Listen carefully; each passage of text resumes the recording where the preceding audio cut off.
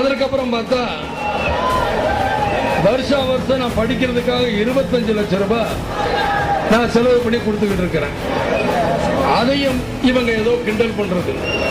நான் கேட்பேன்,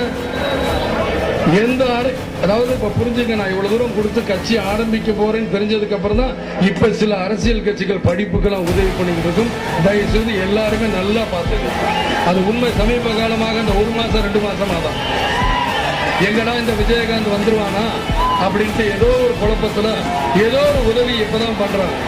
பரவாயில்ல, அந்த உதவியும் மக்களுக்குத்தானே போய் சேருங்கிறதுல எனக்கு ரொம்ப ரொம்ப ரொம்ப ரொம்ப சந்தோஷம் கூட.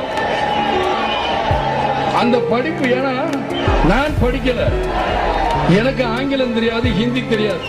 என்னுடைய படிப்பு போனதே ஹிந்தி ஸ்ட்ரைக்ல தான். ஹிந்தி ஒழிகன்னு சொல்லிக்கிட்டே நான் போய் என்னுடைய படிப்பு நான் பாதியில நிறுத்திட்டேன்.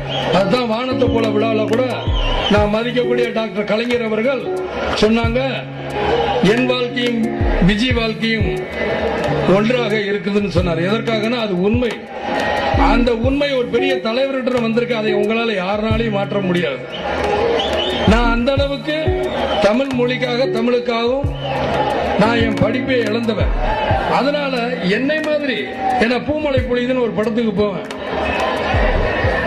போனா ஏர்போர்ட்ல பார்த்தா இதை ஃபில்அப் பண்ண, அதை ஃபில்அப் பண்ண, நான் என்ன ஃபில்அப் பண்றது நம்மளுக்கு ஒன்றும் தெரியாதுன்னு யோசிப்பேன்.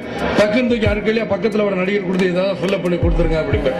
அவங்க வேகமா எழுதுவாங்க. எனக்கு அதுக்குள்ள ஒரு மனசுக்கும் ஒரு மாதிரியா இருந்தது. வசதியா நம்ம இருந்து நம்ம அப்பா படிக்க வச்சு நம்ம படிக்காம போனது நம்ம கொழுப்பு தானே. ஆனா எத்தனை ஏழை எளிய மாணவர்கள் படிக்க முடியாம இந்த பணத்தை கஷ்டப்பட்டுக்கிட்டு இருக்காங்கன்னு அப்பெல்லாம் ஒரு முடிவு பண்ண.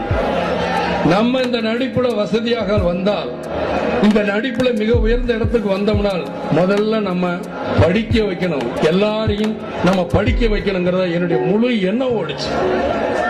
இன்னைக்கு விஞ்ஞானங்கள் அப்படி வளர்ந்துருக்கு.